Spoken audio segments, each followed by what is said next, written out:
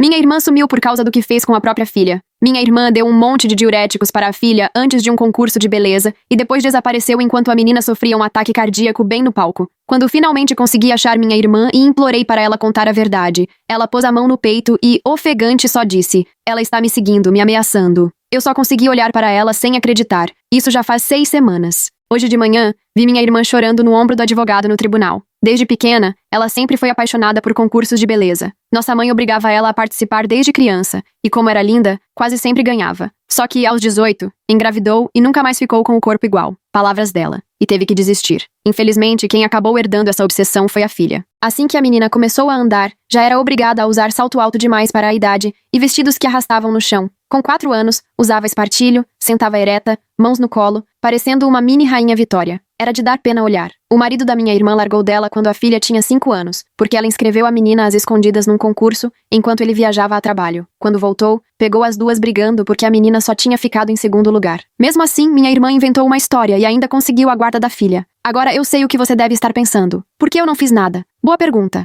A questão é que eu vivia fora do país e nem imaginava o tamanho do problema. Me sinto horrível por isso. Só fui descobrir tudo quando minha sobrinha já tinha 10 anos. Ela tinha vencido um concurso e foi inscrita num maior ainda, cheio de meninas bonitas. Pelo que fiquei sabendo, minha irmã pegou ainda mais pesado na preparação. Dava menos de 800 calorias por dia para a menina, o que era uma crueldade, porque ela estava numa fase em que precisava comer bem. Fazia a filha se exercitar vestida com roupas de sauna. Sério, a menina tem 10 anos, além de encher ela de suplementos, quase num nível Brian Johnson daquele papo de viver para sempre. Descobri que minha sobrinha chegava a desmaiar e se ajoelhava, implorando para parar o treino, mas minha irmã só apontava para a esteira. Só fui perceber que tinha alguma coisa errada quando minha irmã mesmo me ligou. Ouvi o barulho da esteira ligada e um tombo forte ao fundo, mas achei que ela estava só na academia. Minha irmã veio toda animada, dizendo que tinha uma notícia ótima. Eu não ia para o Brasil há uns 2 anos, então ela pediu para eu ir numa data específica, porque ia fazer uma festa. Só depois entendi que era para comemorar a vitória da minha sobrinha no concurso. Fiz de tudo para conseguir folga e viajei. Mas quando cheguei, depois de 16 horas de voo, quem me buscou no aeroporto foi o ex-marido dela, que eu nem conhecia pessoalmente.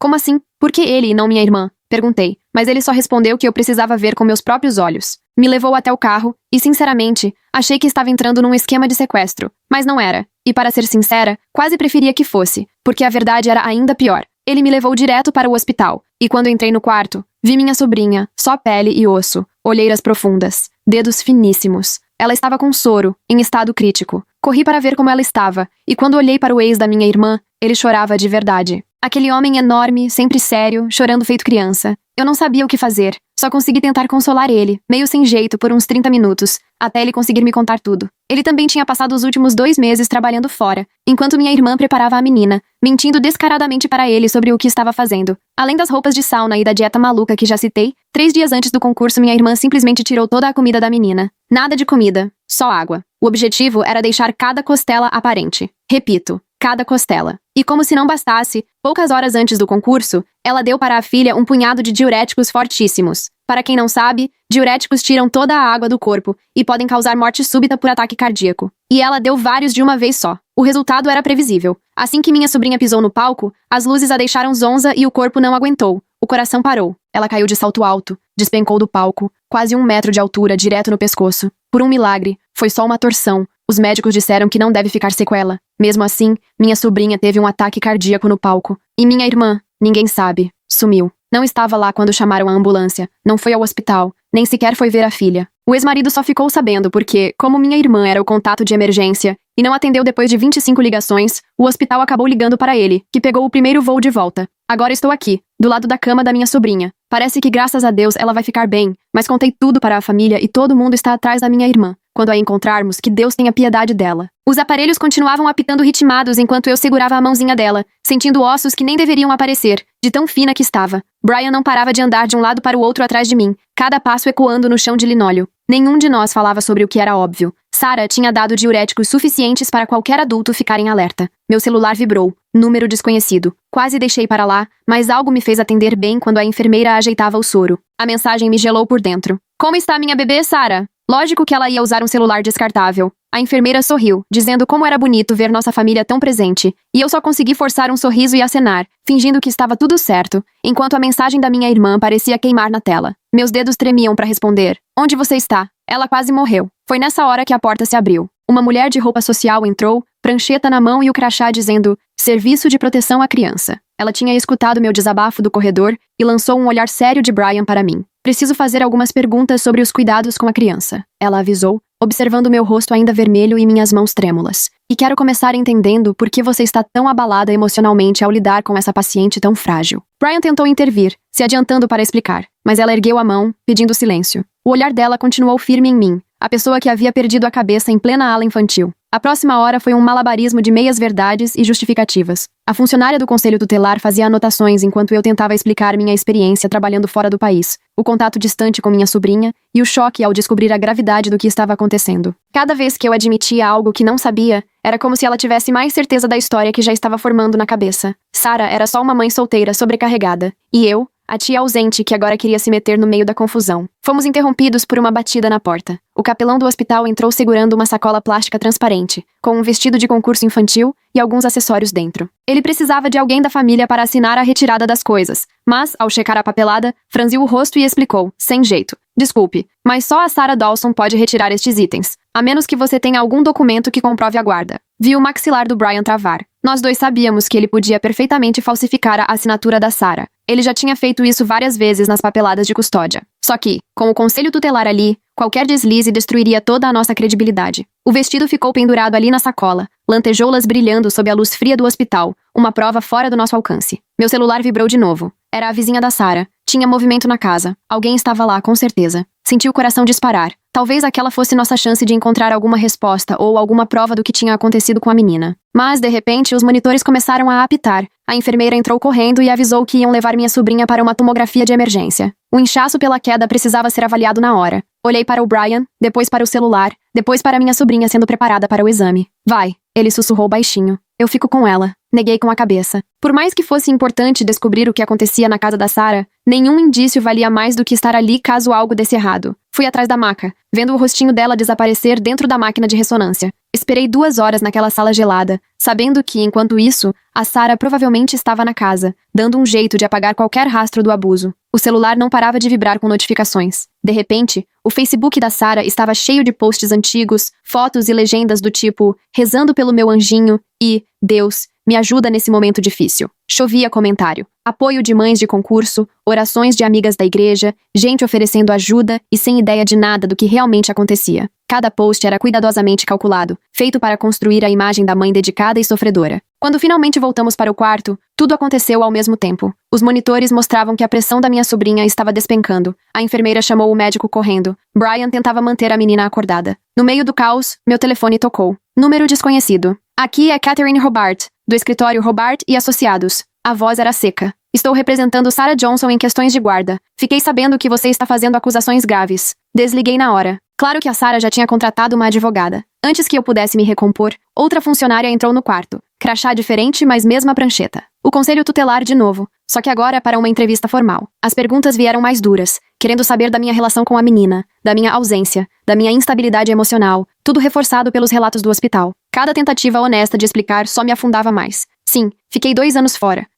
Não visitei nesse tempo. Sim, só agora fiquei sabendo da situação. Não tenho nenhum documento sobre o abuso. Então você está dizendo que não fazia ideia das dificuldades da sua irmã como mãe solteira? Ela perguntou, pronta para anotar. Era uma armadilha. Se eu dissesse que não sabia, soava como descaso. Se dissesse que sabia, parecia mentira. Tentei falar dos concursos, dos exageros, mas sem prova era só fofoca de tia distante. O celular vibrou de novo. Era a Sarah, agora do número normal. Na lojinha do hospital, comprando uma coisa para minha filha. Saí correndo do quarto, deixando a assistente do conselho tutelar falando sozinha. Desci as escadas de 3 em 3, entrei na loja e vi Sarah no caixa, comprando um ursinho de pelúcia. Ela me ouviu, virou e, na hora, o rosto dela mudou, de calma para puro pânico. Respirava fundo, mãos trêmulas, deixou o ursinho cair e levou a mão ao peito, hiperventilando. Por favor, ela pediu ao segurança. Essa mulher está me seguindo, me ameaçando. Só queria comprar um presente para minha filha. O segurança se colocou entre nós, já com a mão no rádio, outros clientes olhando. O ataque de pânico parecia real, e provavelmente era. A Sarah sempre soube como transformar crises reais em espetáculo, quando se sentia acuada. Senhora, por favor, se afaste! O segurança pediu sério. Tentei falar, mas os soluços dela só aumentavam.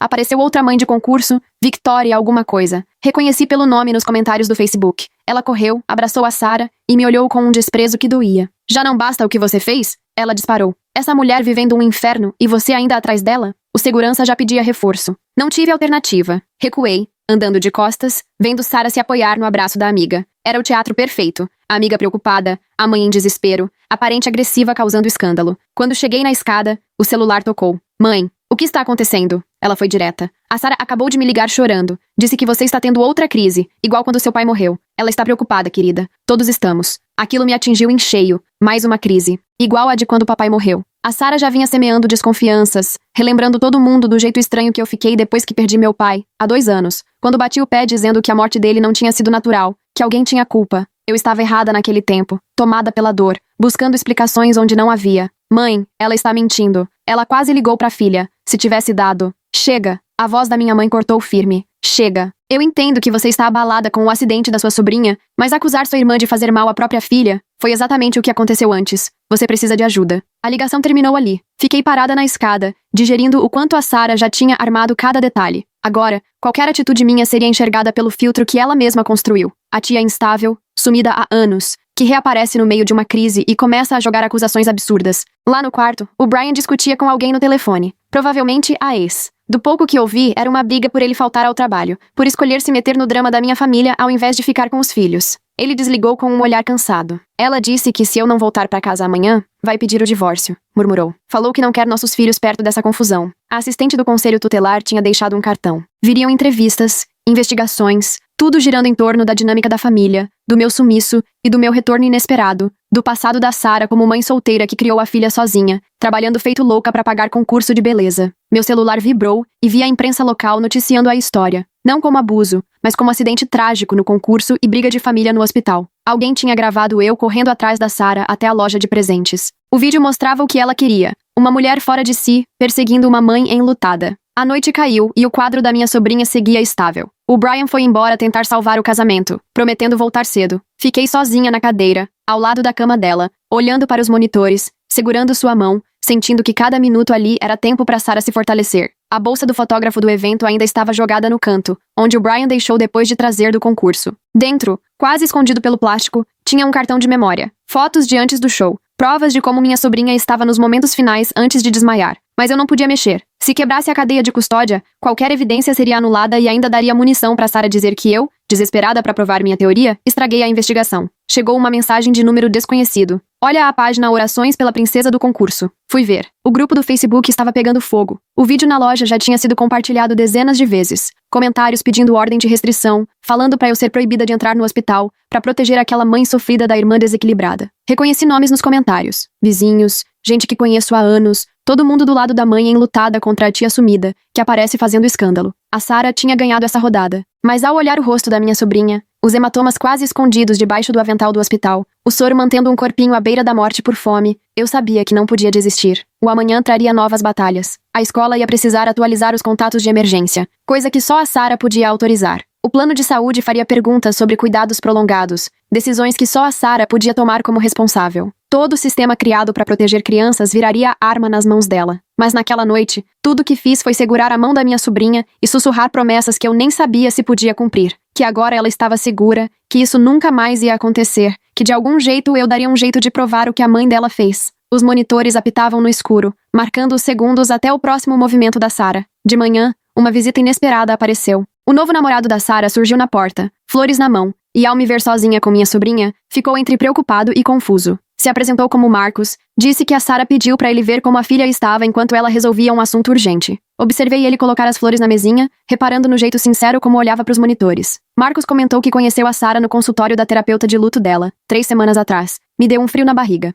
A terapeuta que eu frequentava por causa da morte do meu pai tinha um irmão chamado Marcos. A Sarah descobriu e foi atrás dele. Marcos falou algo sobre resiliência que reconheci das minhas próprias sessões e comentou que a Sarah gostava de ler A Árvore Generosa para lidar com as emoções. Esse era o livro preferido da minha sobrinha na hora de dormir. A segurança do hospital chegou para revisar o incidente na loja de presentes do dia anterior. Mostraram imagens de várias câmeras, cada uma mostrando uma versão. Em uma parecia que eu perseguia a Sarah. Em outra, gravada instantes antes, era ela que parecia me seguir. As duas estivemos na loja em momentos diferentes, criando uma linha do tempo confusa que sustentava as versões das duas. O chefe da segurança sugeriu que a gente evitasse áreas comuns para não piorar as coisas. No meu celular, encontrei uma mensagem antiga. 2 anos atrás, numa fase difícil, mandei para Sarah dizendo o quanto ela era uma mãe incrível. Elogiei sua dedicação, seus sacrifícios, disse que eu nunca conseguiria ser como ela. Ela tirou print e agora usava isso com a família como prova de que até eu reconhecia seu esforço. Minhas próprias palavras viraram arma contra mim. O movimento da minha sobrinha me puxou de volta para a realidade.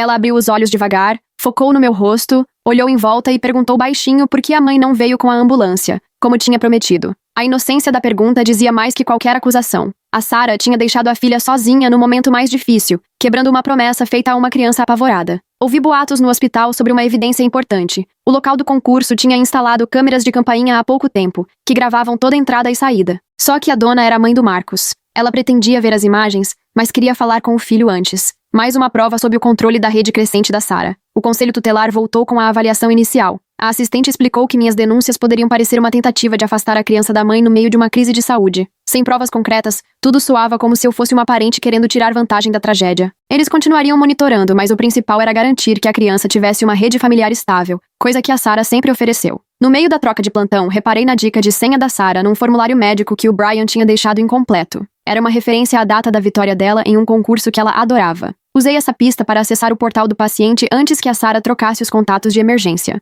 Atualizei as informações colocando meu nome e o do Brian, sabendo que era questão de tempo até ela descobrir a mudança. A atividade da Sarah nas redes sociais só aumentava. Nos stories do Instagram, ela aparecia em vários cantos da cidade, sempre informando onde e quando. Mas foi analisando o que aparecia ao fundo que encontrei algo estranho. O resort de spa onde ela dizia estar se recuperando mostrava nos vídeos móveis externos que, segundo o site do local, tinham sido retirados há 2 semanas. Ela estava montando álibis, mas de qualquer jeito. Minha terapeuta me ligou avisando que tinha recebido uma intimação pedindo meus registros, com ênfase especial nas sessões em que eu falei sobre ressentimento por minha irmã ser mais bem-sucedida. Lembrei dessas conversas, em que desabafava sobre como a Sarah parecia ter uma vida perfeita enquanto eu penava para superar a morte do nosso pai. Agora, esses relatos poderiam ser distorcidos para parecer inveja ou desequilíbrio. Tentei gravar um correio de voz ameaçador da Sarah, mas tudo deu errado. Ela ligou enquanto eu estava no banheiro do hospital e deixou uma mensagem cheia de insinuações. Quando fui salvar, ela deve ter percebido a gravação e ligou de volta na hora, mudando completamente o tom. Passou a se preocupar e perguntar pelo meu estado emocional.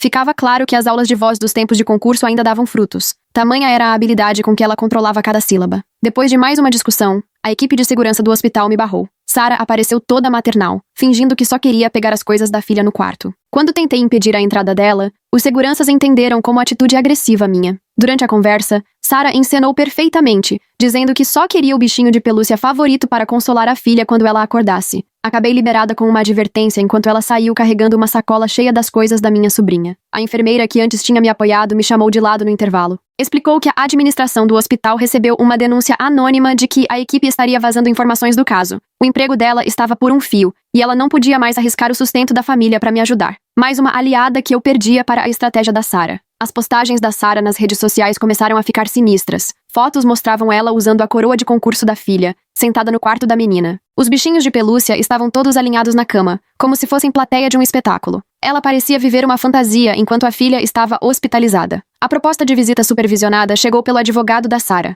Se eu admitisse publicamente que estava errada e reconhecesse a Sarah como mãe dedicada, eu teria direito a 2 horas de visita com minha sobrinha, sempre sob supervisão. Era preciso assinar uma declaração que poderia ser usada em futuras brigas judiciais. Se recusasse, pareceria que eu colocava meu orgulho acima da recuperação da criança. Quando não aceitei, ela usou isso para me atacar nas redes sociais. Logo estavam circulando posts sobre uma tia que queria ter razão mais do que ver a sobrinha bem, e comentários de desconhecidos falando de parentes que se aproveitavam da desgraça alheia para arrumar confusão. Sarah conseguiu transformar a história de abuso em narrativa de família problemática. Uma descoberta mudou tudo. O concurso em que minha sobrinha estava inscrita nem era a final, como eu achava, mas só uma das etapas. Vi taxas de inscrições em e-mails do Brian, mostrando 3 concursos diferentes marcados para o mesmo mês. O abuso já se arrastava a várias competições, até culminar naquele evento específico. O padrão era ainda mais grave do que pensávamos. Brian e eu também percebemos que nossa sobrinha mantinha um diário na escola. A orientadora mencionou isso numa ligação sobre contatos de emergência. O diário estava trancado no armário escolar, provavelmente com registros do que vinha acontecendo.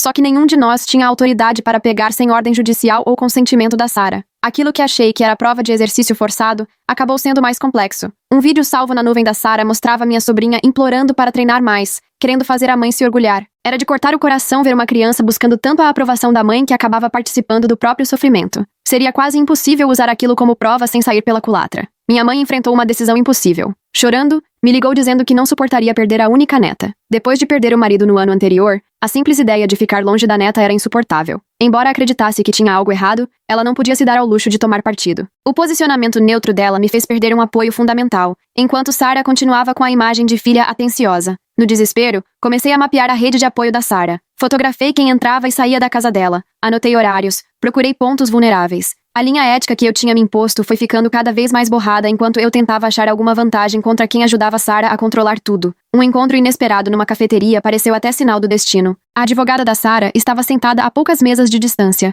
trabalhando no notebook. Me aproximei fingindo ser uma cliente querendo aconselhamento sobre guarda, e inventei uma história sobre uma pessoa instável tentando tirar meu filho. As dicas que ela me deu mostraram estratégias que a Sarah podia estar usando, e eu fui gravando tudo mentalmente enquanto sustentava a mentira. O compartilhamento das fotos dos concursos trouxe provas que não esperava. No meio de milhares de imagens, achei vídeos apagados das sessões de treino. Era possível ver claramente os padrões de abuso, as punições que aumentavam com o tempo e a saúde da minha sobrinha se deteriorando cada vez mais. Os metadados mostravam que as gravações tinham sido feitas ao longo de vários meses, revelando um padrão de abuso, não só um caso isolado. As coisas ficaram ainda mais complicadas quando o ex-namorado da Sarah apareceu, dizendo que ela devia uma fortuna para ele por contas de concursos que tinha pago, apresentando recibos e extratos para provar. A entrada dele na história trouxe outro problema para a disputa pela guarda, já que as pendências dele precisavam ser resolvidas antes de qualquer decisão. Lutar em duas frentes estava sugando minhas forças e recursos. Perdi a consulta da avaliação psicológica, porque enquanto tentava lidar com as cobranças do ex e correr atrás de provas, acabei deixando passar o horário da minha sobrinha. A ausência foi registrada como falta pelo sistema, reforçando o argumento da Sarah de que eu estava mais preocupada em brigar do que em cuidar do bem-estar da criança. Minhas economias evaporaram em pouco tempo. Entre advogados, faltas no trabalho, viagens e taxas de documentos, gastei tudo que levei anos para juntar. Enquanto isso, Sarah tinha acesso irrestrito à conta conjunta e bancava as despesas da filha sem a menor dificuldade, numa vantagem financeira com a qual eu não conseguia competir. A pressão só aumentava. Para piorar, uma briga em um restaurante que minha sobrinha adorava viralizou na cidade. A garçonete que tinha servido a festa de aniversário dela fez um post contando sobre a família problemática que arrumou confusão. Era para ser uma piada, mas acabou espalhando a imagem de descontrole e conflito. Blogs de fofoca logo pegaram a história, reforçando a narrativa de caos familiar que a Sarah tanto alimentava. O emprego remoto acabou do nada. O RH alegou que eu fazia ligações pessoais demais no expediente, e isso estaria prejudicando o atendimento aos clientes. Só depois descobri que uma amiga da Sarah, também do meio dos concursos, trabalhava no RH. A demissão me deixou sem renda justo quando os custos do processo estavam no máximo. Passei a dormir no carro, parado na frente do hospital, já que não tinha dinheiro para hotel e não queria abandonar minha sobrinha. Enquanto eu vivia esse sufoco, Sarah postava fotos redecorando o quarto da filha, celebrando o novo começo que planejava quando a menina voltasse para casa. O contraste entre nós era gritante. O último apelo da minha mãe veio num dos momentos mais difíceis. Ela praticamente implorou para eu desistir, dizendo que Sarah estava doente, mas amava a filha. Ficou claro o quanto Sarah tinha manipulado a cabeça dela, se colocando como uma mãe guerreira, vítima das circunstâncias. Quando comecei a investigar mais de perto o universo dos concursos, vieram consequências inesperadas. Uma coordenadora que questionei sobre os protocolos acabou afastada, esperando investigação. As aulas de dança da filha dela foram canceladas, e a renda da família também desabou. Quando o marido pediu separação, dizendo que o escândalo tinha sido a gota d'água, percebi que minha busca por justiça estava atingindo pessoas inocentes. O episódio mais pesado foi a tentativa de suicídio dessa coordenadora. Ela tomou remédios depois de perder tudo. Só foi salva porque a filha chegou a tempo. Mesmo assim, segui investigando, me convencendo de que revelar a verdade era mais importante do que qualquer dano colateral. Passei a não me reconhecer. Brian me fez uma pergunta que não saiu da minha cabeça.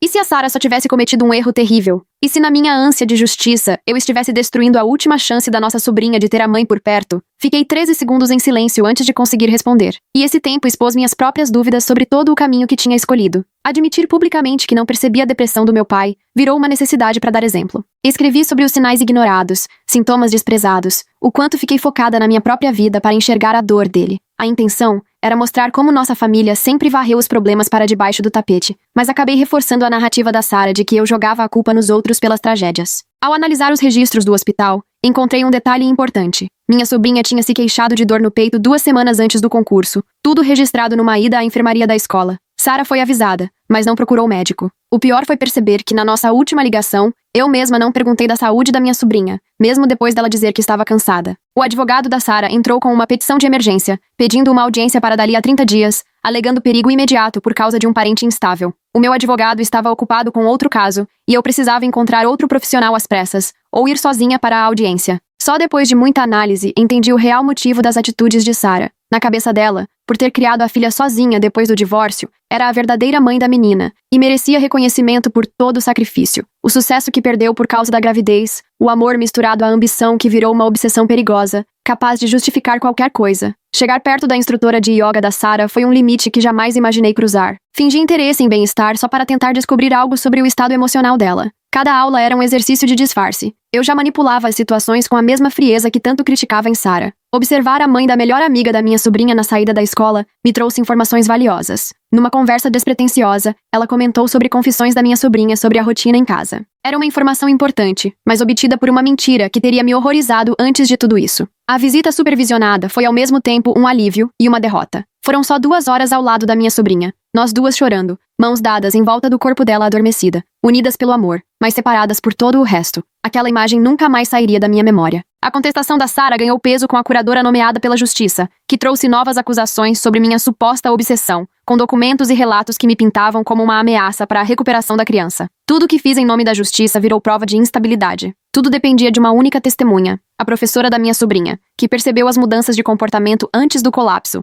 e registrou preocupações com perda de peso e cansaço. O depoimento dela poderia ser decisivo para confirmar o abuso, mas professores são pressionados a não se envolverem em disputas judiciais, e Sarah era voluntária na escola há anos. Meses atrás, ajudei uma senhora idosa com as compras e não fazia ideia de que aquele gesto acabaria gerando uma dívida inesperada. Descobri depois que ela era mãe do Marcos, justamente o rapaz que tinha acesso às gravações da campainha com câmera. Agora, a gratidão dela pelo que fiz se misturava ao desejo de proteger esse novo relacionamento do filho. Ela não sabia de toda a situação e acreditava estar ajudando a reunir uma família, sem entender a gravidade do que realmente acontecia. No hospital, os funcionários ficaram divididos. Parte deles se recusava a compartilhar informações, seguindo direitinho as regras sobre questões familiares delicadas. Outros, porém, torciam por mim e, discretamente, me passavam notícias sobre o estado da minha sobrinha e as visitas da Sarah. Essa divisão entre a equipe médica refletia o conflito que estávamos vivendo dentro de casa. O que a justiça exigia para autorizar uma mudança emergencial de guarda parecia impossível de alcançar. Não bastavam desconfianças. Eram necessárias provas concretas e irrefutáveis. Cada coisa que eu conseguia juntar era questionada. Recebia explicações alternativas, levantava dúvidas. O sistema, supostamente feito para proteger famílias, virou um obstáculo no meu caminho para proteger minha sobrinha. Foi então que uma aliada improvável surgiu do passado. Uma antiga concorrente da minha mãe nos concursos, que hoje liderava um centro de defesa da criança e ainda devia um favor à minha mãe, que já não está mais entre nós. Ela me trouxe dados assustadores sobre os bastidores dos concursos, estatísticas de distúrbios alimentares e danos emocionais, mas deixou claro que só poderia testemunhar oficialmente se fosse intimada. Durante a fase de investigação, vieram à tona pesquisas de internet feitas pela minha sobrinha no computador da escola, de partir o coração, como fazer a mamãe feliz, e o que acontece se você não comer? Revelavam uma menina tentando entender o próprio sofrimento, e mesmo sabendo dos riscos, ainda assim escolhendo agradar a mãe. Essa descoberta mudou tudo para mim. Nos e-mails arquivados, encontrei anotações da orientadora escolar, detalhando meses de preocupação, perda de peso, mudanças de comportamento, medo de decepcionar a mãe. Quando a procurei, ela confirmou que estava disposta a depor, oferecendo o respaldo que eu precisava. Só que do outro lado, o advogado da Sarah não ia facilitar. Questionaria a formação da orientadora e perguntaria por que ela não tinha feito uma denúncia formal. Apesar de tudo, as provas deixavam claro como minha sobrinha passou os dias antes do concurso, tomada pelo medo, mas determinada. Mensagens para amigas admitindo pavor, buscas sobre os perigos dos diuréticos, orações em redes sociais privadas. Ela tinha consciência do que poderia acontecer, mas seguiu tentando não desapontar a mãe. Aceitar isso foi um choque. Minha sobrinha, tão nova, fez escolhas muito difíceis. Fazer justiça significava respeitar o amor que ela sentia por Sarah, sem abrir mão da segurança. O desafio era imenso. Proteger minha sobrinha, sem destruir de vez o vínculo dela com a mãe. Tirar completamente a guarda da Sarah só aprofundaria o trauma. Aos poucos, meu objetivo deixou de ser apenas afastar a Sarah, e passou a ser construir formas de proteção que permitissem, quem sabe, a cura entre mãe e filha. A declaração de Sarah, jurando que a preparação para o concurso tinha sido normal, batia de frente com o crescente volume de provas. Laudos médicos, depoimentos, documentos, tudo apontava para um padrão de abuso cada vez mais claro. O advogado dela tentava justificar os excessos como parte do universo dos concursos, mas os exames médicos não deixavam dúvidas. Apresentar esse material sem me deixar levar pela emoção foi um exercício de autocontrole imenso. Do outro lado, vi Sarah me observar, tensa, enquanto eu mostrava cada documento de forma precisa, escondendo meu envolvimento pessoal. Ficava visível que ela começava a perceber que estava encurralada, o que se manifestava até nos gestos repetitivos, como lavar compulsivamente as mãos depois dos depoimentos. Especialistas médicos explicaram ao juiz os riscos dos diuréticos em crianças, os efeitos da desnutrição e o impacto psicológico dessas competições. Tentaram desqualificar os pareceres, mas o peso acumulado das informações era inegável. Ninguém, em sã consciência, poderia chamar aquilo de preparação normal. Ainda assim, foi uma mãe de candidata que trouxe uma confirmação fundamental. Ela contou que, em uma ida ao banheiro, ouviu minha sobrinha dizer que a mãe choraria se ela comesse alguma coisa antes da competição. Tendo filhas também envolvidas nesse meio, a mulher se assustou, mas confessou não saber como agir. O relato dela ajudou a validar tudo de maneira isenta. No fim das contas, as avaliações psicológicas mostraram o tamanho da confusão. Sarah apresentava traços claros de transtorno de personalidade narcisista, mas ao mesmo tempo, um apego verdadeiro pela filha. A minha, por sua vez, revelou sequelas do luto pela morte do meu pai, algo que influenciava meu olhar, mas não as minhas conclusões. O laudo do Brian confirmou que ele era confiável como possível guardião. Vídeos apagados, recuperados com a ajuda do irmão do Brian, mostravam Sarah obrigando a menina a fazer exercícios mesmo exausta. As datas dos arquivos comprovavam a repetição desse padrão há meses. Era difícil assistir, quase impossível acreditar que alguém pudesse ver aquilo como exagero. As imagens deixavam claro o risco real que minha sobrinha corria, ao mesmo tempo em que mostravam que, no fundo, Sarah achava que estava ajudando. Ela acreditava de verdade que os concursos eram a única chance da filha, um reflexo do que ela mesma perdeu ao engravidar cedo. O abuso nascido de amor continuava sendo abuso, mas compreender o que motivava Sarah só tornava tudo mais complexo. Quando Sarah desabou durante o próprio depoimento, ficou nítido o tamanho da ilusão que ela alimentava. Para ela, cada sacrifício imposto era justificado pela esperança de ver a filha vencendo onde ela falhou. Isso, de certa forma, a tornava ainda mais perigosa. As perguntas do juiz sobre o que viria a seguir mostraram que o foco do processo estava mudando. Já não era mais sobre punir, mas reconstruir. Minhas recomendações definiram não só a guarda, mas também a possibilidade de Sarah manter algum contato. Sugerir terapia obrigatória e visitas supervisionadas, em vez de cortar todo o vínculo, surpreendeu até a própria Sarah. Minha sobrinha precisava da mãe, viva e em recuperação, não destruída. O que a menina precisava era de esperança em uma reconciliação, desde que com segurança. A guarda provisória ficou com o Brian, e eu fui autorizada a assumir nos períodos em que ele precisasse viajar a trabalho. O acordo trouxe uma estabilidade necessária à carreira dele, mas também garantiu certa flexibilidade. As visitas da Sarah só aconteceriam se ela cumprisse a terapia determinada pelo tribunal e atingisse metas específicas de comportamento. As divisões na família refletiam os mesmos desafios que a sociedade enfrenta ao reconhecer o abuso. Alguns perceberam sinais, mas preferiram se calar para manter a paz, priorizando a aparência de harmonia familiar em vez da segurança da criança. Outros ficaram realmente surpresos, pois acreditavam na imagem pública da Sarah. As feridas causadas por essa ruptura levariam anos para cicatrizar. Começar uma terapia de trauma enquanto ajudava minha sobrinha a se recuperar exigia que eu equilibrasse vários papéis ao mesmo tempo. Alguns parentes romperam contato comigo, me enxergando como a responsável por destruir a família, enquanto outros passaram a me apoiar, reconhecendo a coragem de enfrentar a disfunção familiar. O preço pessoal de escolher a proteção em vez da paz ficou dolorosamente claro. A ordem de restrição previa que, futuramente, as visitas só poderiam acontecer sob supervisão, e depois que a Sarah cumprisse todas as exigências do tratamento. Ela teria que comprovar mudanças reais de comportamento, completar cursos de orientação parental e participar de sessões de terapia em família. Havia a chance de reconciliação, mas isso dependia de uma transformação verdadeira, não apenas de seguir regras. 3 semanas depois, a crise parecia sob controle, mas a caminhada estava só começando. Minha sobrinha foi liberada para ficar com o pai, dando início ao difícil processo de se recuperar física e emocionalmente. Sarah entrou no programa de terapia ordenado pelo tribunal, o primeiro passo para encarar os delírios que quase destruíram a vida da própria filha. Eu mesma jamais seria a mesma depois de optar pela proteção da família em vez da falsa harmonia, entendendo que, às vezes, amar significa tomar decisões muito difíceis. O primeiro jantar em família foi todo cercado de regras rigorosas de supervisão e medidas de segurança, um pequeno primeiro passo para um futuro diferente. O laboratório de informática da escola guardava respostas que eu precisava desesperadamente. A professora da minha sobrinha topou me encontrar ali antes do começo das aulas, levando aqueles e-mails arquivados de que tinha falado. Ela destrancou a porta, ligou o computador antigo, tudo com muito cuidado e atenção. A tela piscou e, de repente, eu tinha diante de mim meses de relatos sobre o estado preocupante de saúde da minha sobrinha. Perda de peso percebida nas aulas de educação física, cansaço nas leituras,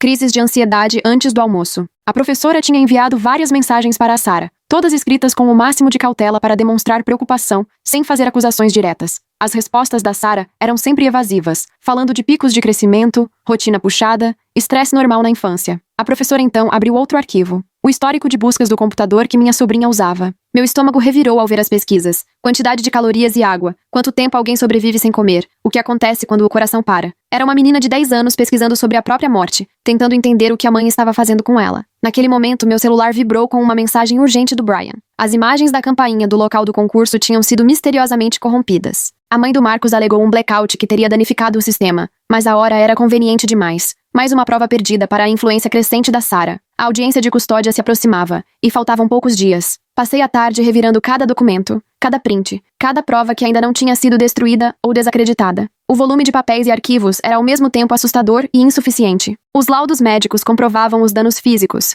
mas provar abuso intencional exigia bem mais do que isso. O irmão do Brian, craque em tecnologia, apareceu no meu quarto de motel naquela noite, com um notebook e vários HDs externos. Ele conseguiu recuperar alguns vídeos de treinamento apagados de um backup na nuvem ao qual a Sarah havia esquecido de apagar o acesso. Os dedos dele voavam pelo teclado, abrindo arquivo por arquivo. As gravações mostravam 6 meses de abuso crescente. O primeiro vídeo parecia inofensivo. Minha sobrinha fazendo polichinelos na garagem, com a voz da Sarah contando atrás da câmera. Mas o cronômetro no canto mostrava 2 horas seguidas de exercício. O vídeo seguinte era dela na esteira, tropeçando, enquanto a Sarah, impiedosa, dizia que ela só poderia descansar depois de queimar as calorias necessárias. Cada novo vídeo era ainda mais perturbador que o anterior. Seria fundamental autenticar esse material. O irmão do Brian explicou sobre os metadados dos arquivos, uma espécie de impressão digital que comprova quando e onde cada vídeo foi gravado. Ele fez vários backups, armazenou em HDs diferentes e subiu tudo para servidores seguros. Não podíamos correr o risco de perder mais essas provas, como já tinha acontecido antes. A curadora nomeada pelo tribunal marcou outra entrevista, dessa vez no hospital onde minha sobrinha ainda estava em recuperação. Ela fez perguntas detalhadas sobre meu vínculo com minha sobrinha, meu histórico profissional,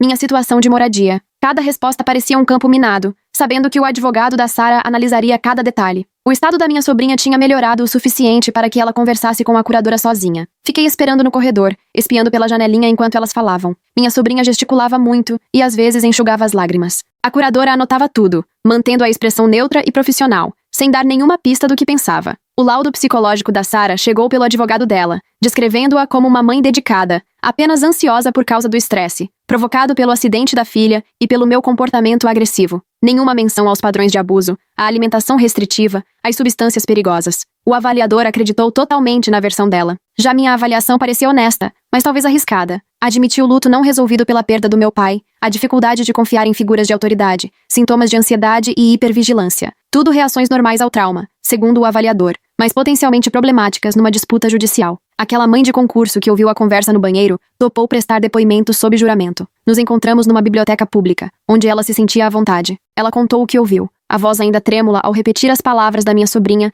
sobre fazer a mãe chorar se comesse. Admitiu que perdeu muitas noites de sono, pensando se não deveria ter feito algo antes. Outras testemunhas apareceram de onde eu menos esperava. Um fotógrafo de concursos que notou o emagrecimento progressivo da minha sobrinha em várias competições. Uma maquiadora que precisou usar cada vez mais corretivo para disfarçar as olheiras dela. Cada um tinha enxergado só um pedaço do quebra-cabeça, mas agora tudo fazia sentido. O advogado da Sarah entrou com uma enxurrada de petições, tentando anular provas, dispensar testemunhas, questionar os trâmites. Cada documento exigia resposta, consumindo um tempo e uma energia que pareciam não ter fim, como se o objetivo fosse cansar o outro lado com tanto papel. Na véspera da audiência, fui ver minha sobrinha uma última vez antes dos depoimentos começarem. Ela estava sentada na cama colorindo um livro que o Brian tinha levado, e me olhou quando entrei, largando os lápis com todo cuidado. Sentamos em silêncio. Ela apertou minha mão, e a gente só ficou ali, sem dizer nada, porque não precisava de palavras para entender o que o dia seguinte podia trazer. No dia seguinte, o fórum parecia enorme. A Sarah já estava lá, cercada pelo seu grupo de apoio, vestida de forma discreta, cabelo preso simples, tudo pensado para passar a imagem de mãe dedicada. Nossos olhares se cruzaram rápido no saguão,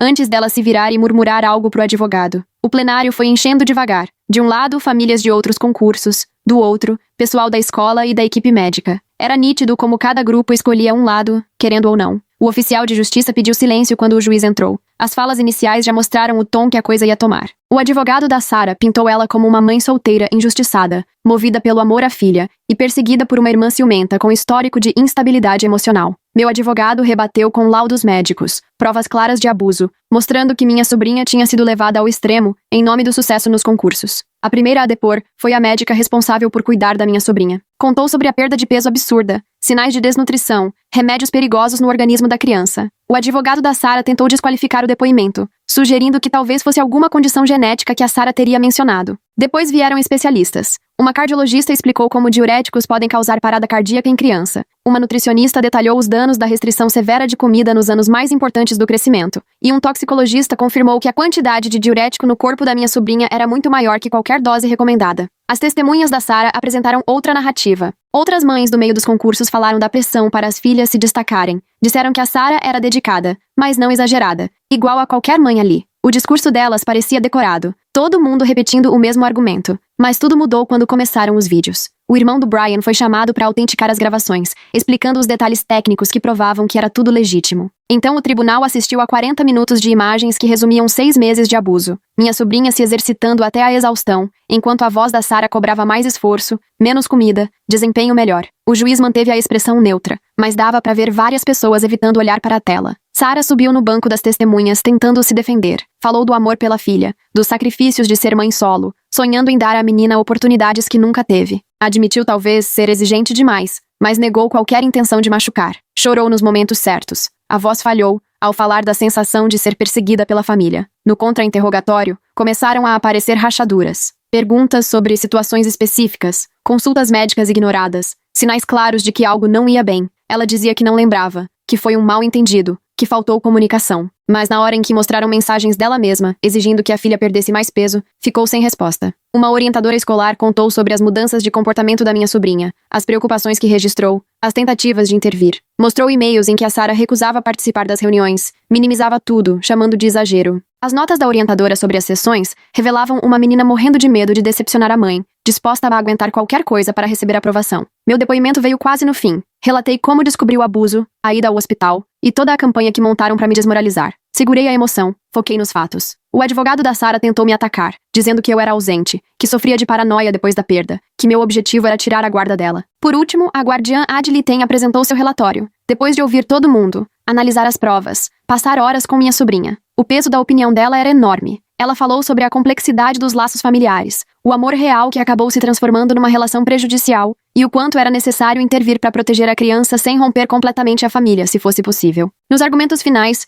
o advogado da Sarah fez mais uma tentativa de justificar o abuso como amor mal direcionado, me colocando como ameaça à estabilidade da família. O meu advogado revisou todos os fatos, o padrão de abuso, os laudos médicos que não podiam ser ignorados, e pediu ao juiz para enxergar além das aparências e buscar a verdade. O juiz saiu para analisar tudo, e as horas de espera pareceram não passar. Sarah ficou cercada pelos apoiadores, enxugando as lágrimas de vez em quando. Eu sentei ao lado do Brian, nós dois sentindo que o que viesse mudaria nossas vidas para sempre. Minha sobrinha continuava no hospital, longe de todo aquele drama, mas era por ela que tudo aquilo acontecia. Quando o juiz voltou, ninguém nem respirava. Ele falou com cuidado sobre as provas, a credibilidade das testemunhas, o peso dos laudos médicos. Reconheceu que a Sarah amava a filha, mas que esse amor tinha se transformado em algo perigoso. O padrão de abuso era claro, crescendo, e colocava a vida da menina em risco. Brian ficou com a guarda provisória, com a condição de que eu assumisse como guardiã nas viagens dele a trabalho. Sarah não perdeu totalmente os direitos parentais, mas ficou com restrições severas. Nada de contato sem supervisão até concluir terapia intensiva e cursos de parentalidade. Avaliações regulares iam decidir quando, ou se,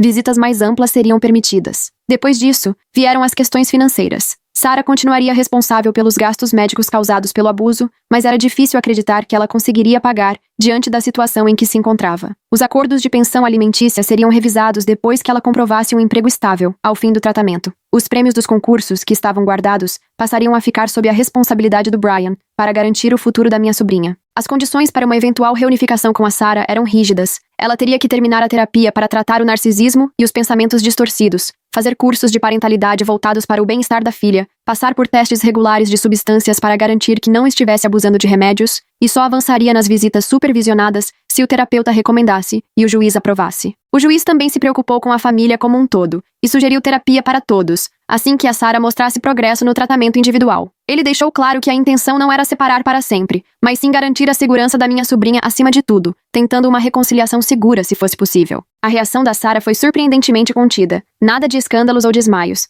Só ficou sentada ouvindo as explicações do advogado, com o rosto alternando entre incredulidade, raiva, tristeza e talvez até um certo alívio. Pela primeira vez em meses, ela parecia cansada, sem aquele autocontrole exagerado. Depois, tudo aconteceu muito rápido. Brian assinou os papéis enquanto eu juntava as cópias das decisões do juiz. Sarah saiu com o advogado logo em seguida, acompanhada de seus apoiadores, alguns claramente aliviados por a verdade ter aparecido, outros ainda certos de que ela havia sido injustiçada. Por anos, a comunidade dos concursos continuaria dividida. No hospital, contamos as novidades para minha sobrinha. Ela ouviu tudo quietinha enquanto Brian explicava as mudanças com simplicidade, que agora ia morar com o pai, me ver com frequência e, mais pra frente, encontraria a mãe novamente quando fosse seguro. As perguntas dela cortaram o coração de tão inocentes. Minha mãe vai ficar bem? Eu ainda posso dançar? Alguém vai ficar bravo comigo? A equipe médica já preparava o plano de alta, fisioterapia para fortalecer o corpo, acompanhamento nutricional para criar hábitos saudáveis e apoio psicológico para lidar com o trauma. A estrada até a recuperação seria longa, mas ela era uma criança forte e resiliente.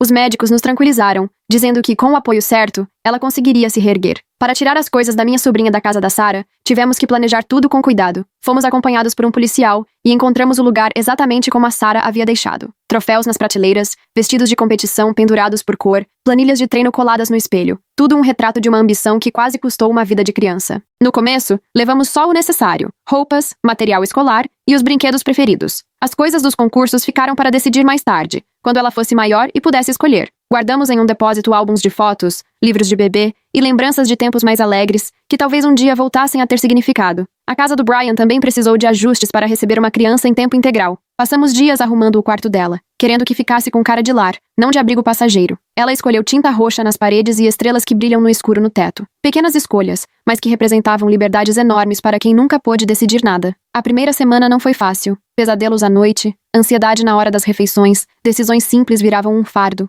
Aos poucos, no entanto, a rotina foi se encaixando. Escola de manhã, lição à tarde, jantar em família à noite. Nada de horários de treino, nem balança, nem cobrança para ser perfeita. Sarah entrou no tratamento exigido pelo tribunal, em uma clínica especializada em transtornos de personalidade. No começo, era só resistência, mas depois ela foi se envolvendo. A terapeuta dela descreveu mais tarde como foi devagar romper as barreiras da negação, encarar os padrões de abuso que vinham de outras gerações, entender como o amor tinha se transformado em controle. A família mais ampla também foi se adaptando com o tempo. Alguns parentes mantiveram contato com Sarah e conosco, tentando equilibrar as lealdades. Outros escolheram um lado, e isso criou distâncias que iam aparecer nas festas de família pelos próximos anos. Mas o que importava mesmo era o bem-estar da minha sobrinha, acima de qualquer briga. 3 semanas depois da audiência, aconteceu a primeira visita supervisionada. Sarah encontrou a filha num local neutro, com uma assistente social presente. A visita durou 1 hora, tudo planejado com atividades aprovadas. As duas choraram, mas no geral, foi um encontro positivo, um pequeno passo rumo à reconciliação. Meu papel deixou de ser intervenção em crise para virar um ponto de apoio constante. Consegui um emprego flexível, que me permitia buscar na escola e ajudar no que fosse preciso. Aquela guerra dramática pela guarda deu lugar às tarefas do dia a dia. Ajudar na lição, levar ao médico, planejar festa de aniversário. Uma vida de rotina, que parecia extraordinária depois de tudo o que vivemos.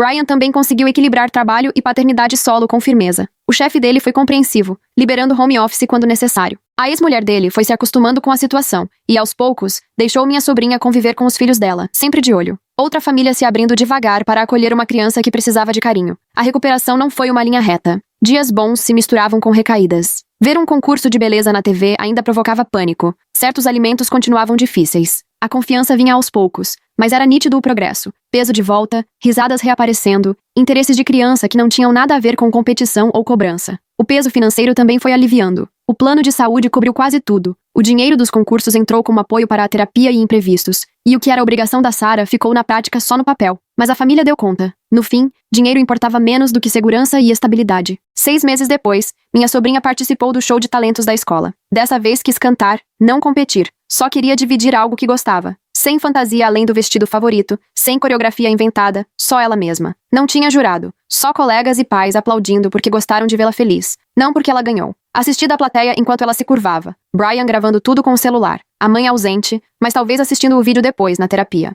Ela parecia saudável, feliz, do jeito que sempre deveria ter sido. Ainda havia muito caminho pela frente, mas agora era ela quem decidia como seguir. O futuro traria desafios que nem podíamos imaginar. A adolescência traria novos desafios para o acordo de guarda e o progresso da Sarah na terapia colocaria todos à prova. Minha sobrinha teria que encarar seu trauma de maneira ainda mais intensa conforme fosse crescendo. Mas por ora ela estava protegida, cercada de carinho e entendendo que seu valor não estava ligado a ganhar ou perder. Aquela noite, o jantar em família reuniu Brian, minha sobrinha e eu em volta da mesa, num clima leve, sem nenhum peso no ar. Falamos sobre a escola, sobre os planos para o fim de semana, sobre assuntos comuns que, ali, pareciam verdadeiros milagres. Enquanto isso, Sarah provavelmente participava de mais uma sessão de terapia, se preparando para, quem sabe um dia, estar ali conosco. A nossa família mudou para sempre, mas continuou unida. Proteger, às vezes, é saber se afastar. Amar, às vezes, é permitir que o outro siga seu caminho. E muitas vezes, as lutas mais difíceis são as que realmente valem a pena, mesmo quando o resultado é bem diferente do que a gente esperava.